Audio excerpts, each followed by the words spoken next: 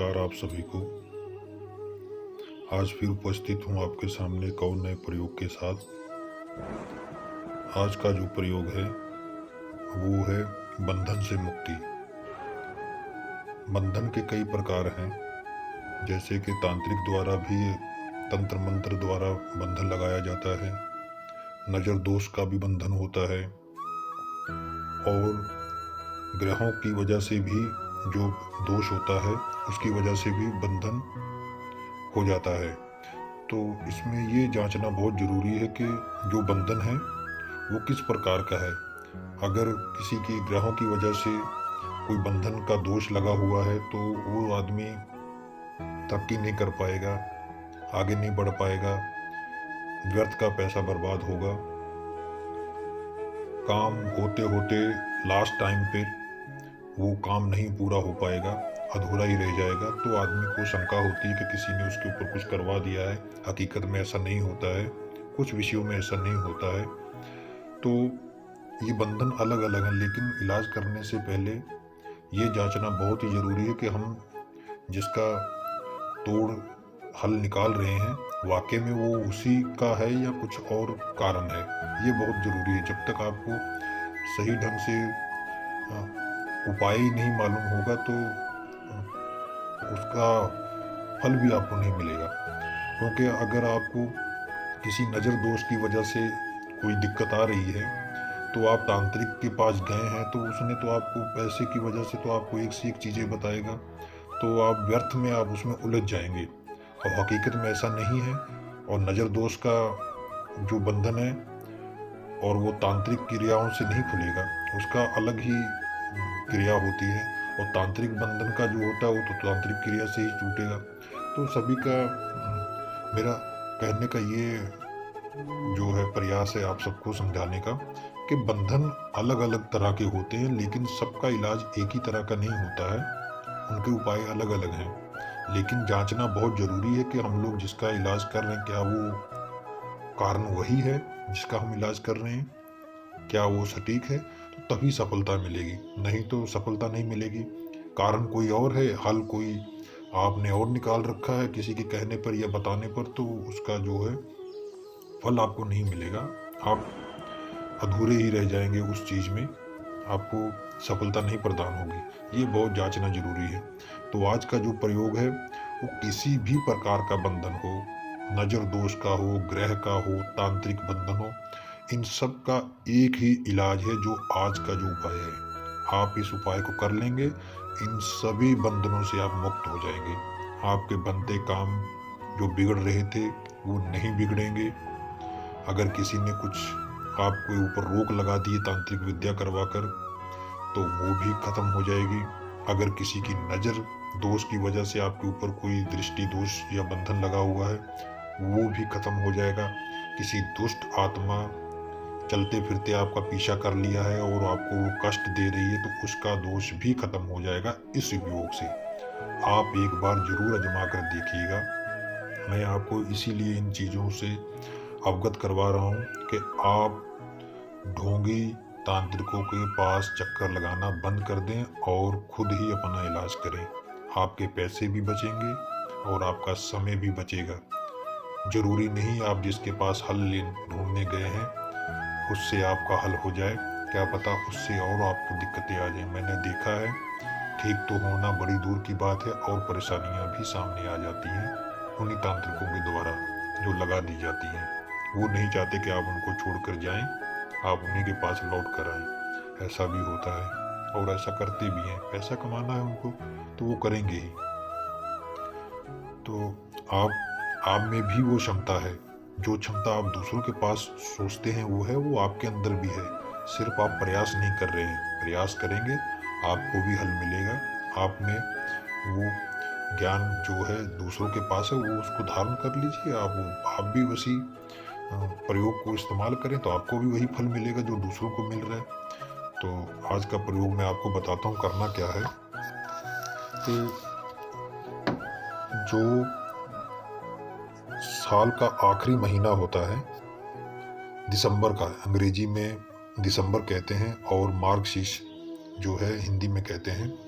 और इस साल के आखिरी महीने में जब पूर्णिमा पड़ेगी तो उसमें ही ये प्रयोग काम आता है। साल में सिर्फ एक बार ही आप कर पाएंगे, ये साल में एक ही बार प्रयोग करने को मिलेगा। सौभाग्य से वो भी आपको याद रहेगा, तो अगर चूक जाएंगे तो फिर आपको 1 साल का इंतज़ार करना पड़ेगा। ये ऐसा प्रयोग है, साल में सिर्फ एक बार ही करना होता है, और अगर वो सफल हो जाता है तो आपके सारे विघ्न जो हैं, सारी परेशानियों का हल उसमें एक ही दिन में हो जाएगा। ये ऐसा प्रयोग है।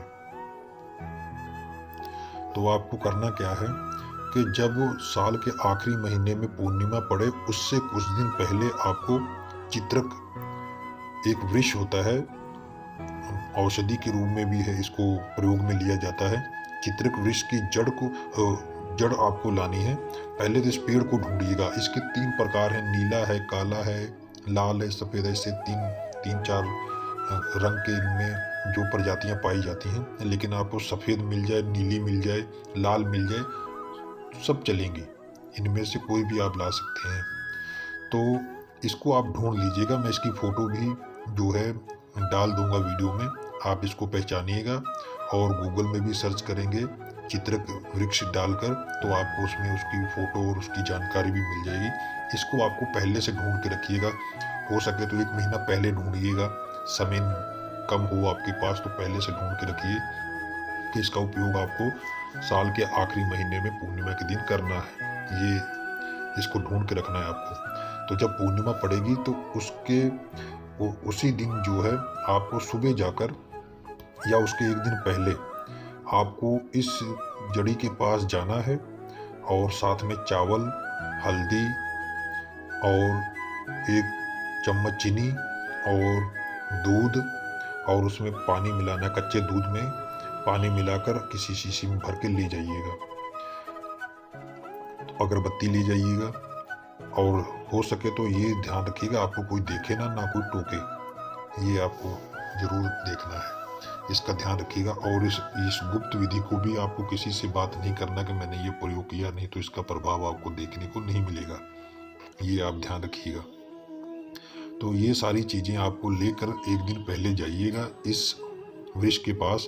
पहले तो इसके 7 चक्कर लगाइएगा, परिक्रमा करिएगा। 7 चक्कर परिक्रमा कर लेंगे तो हाथ जोड़ के नमस्कार करिए, और हाथ जोड़कर नमस्कार करने के बाद, और उसके जो है ऊपर जो है चावल छिड़किए, फिर हल्दी छिड़किए।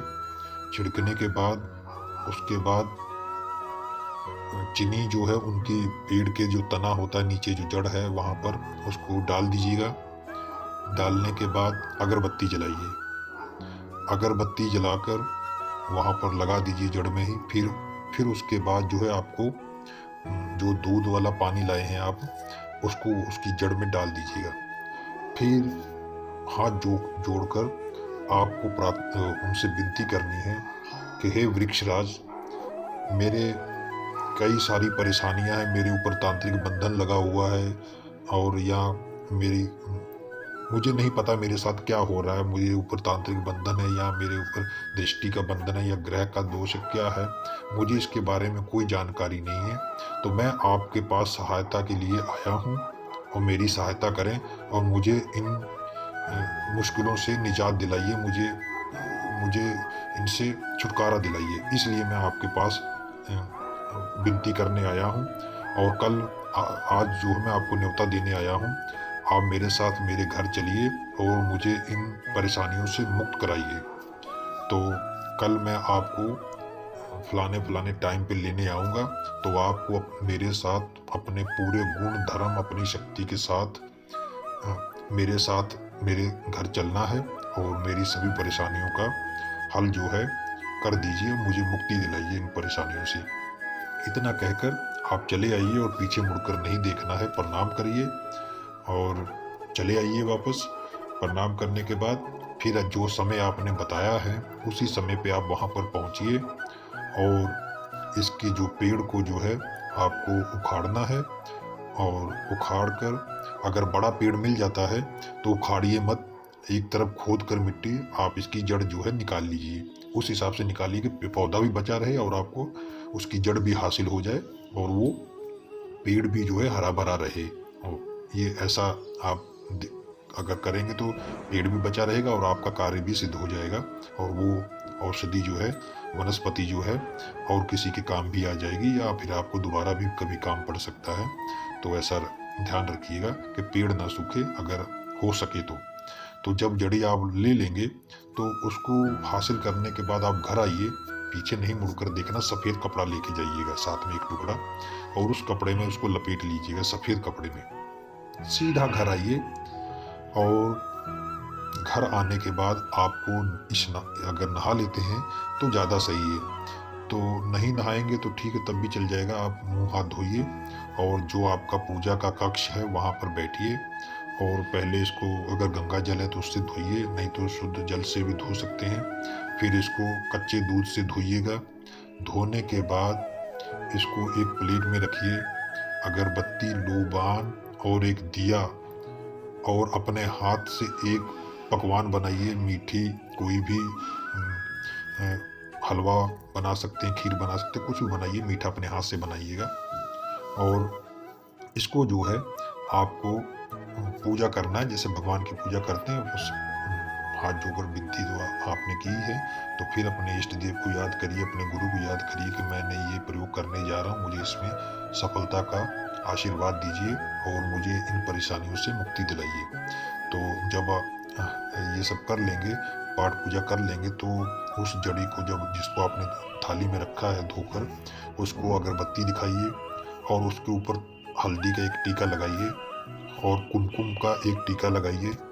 उसके बाद उसको जो है लोबान किसी जो बगल में कोई चीज़ जलाकर या कटोरी में उसका चूरा डालकर नीचे उसकी आग जलाए, गैस के ऊपर रखेंगे तो उसमें से कटोरी जब गर्म होगी तो वैसे ही धुआं निकलेगा। तो उस धुएं को, उस जड़ी को आपको दिखाना है।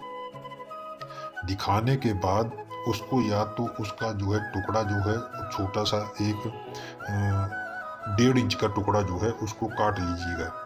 अगर बड़ी आप जड़ी लेकर आए हैं तो एक टुकड़ा जो है जड़ी का 1.5 इंची का काट लीजिए। बाकी आप अपने मंदिर में रखिए, जहाँ पर पूजा स्थल है वहाँ पर रखिए, रोज अगरबत्ती दिखाया करिएगा।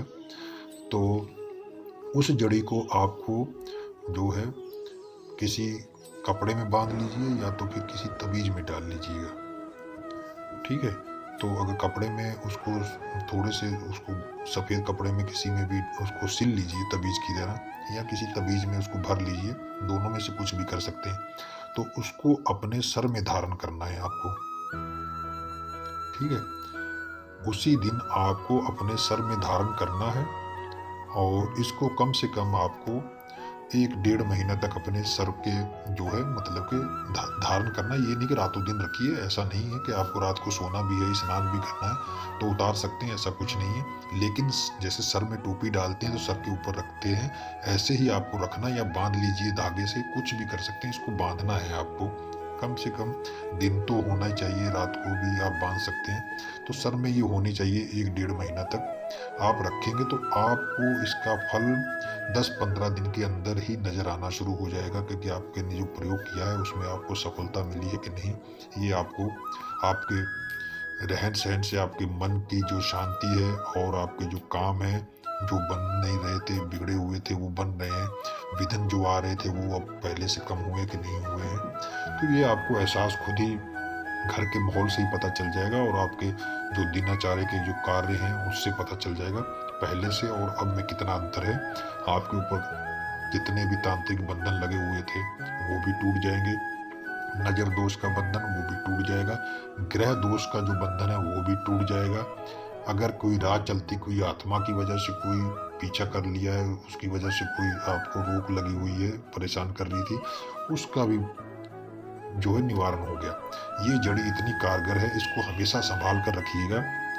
जब आपको इससे मुक्ति मिल जाए तो इस जड़ी को आप दूसरे को भी देंगे तो जो फल आपको मिला है वो फल दूसरे को भी मिलेगा, वो भी मुक्त हो जाएगा। ऐसा जरूर करिएगा, ये जन कल्याण का ही काम है। अगर आपको फायदा मिला तो उसको जड़ी को आगे किसी को दीजिएगा क्योंकि आपने तो उसको सफलता प्रदान आपको हो ही गई है, मिल गई है सफलता, तो उसका प्रयोग दूसरों को भी बताइए और हो सके तो जो आपके पास जड़ी है, अब आपका कार्य खत्म हो गया है, आप आज़ाद हो चुके हैं, मुक्त हो चुके हैं उन बंधनों से, तो दूसरे को दे दीजिए, वो भी मुक्त हो जाए। तो ये काम ज़रूर करिएगा।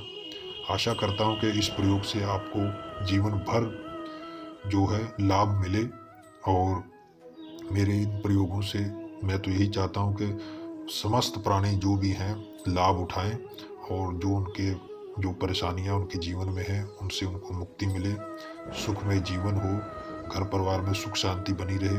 यही भगवान से प्रार्थना है मेरी। और जो भी प्रयोग आप करें उसमें आपको ईश्वर सफलता प्रदान करे। तो आज्ञा दीजिए, फिर मिलूंगा एक और नए प्रयोग के साथ। तब तक के लिए नमस्कार।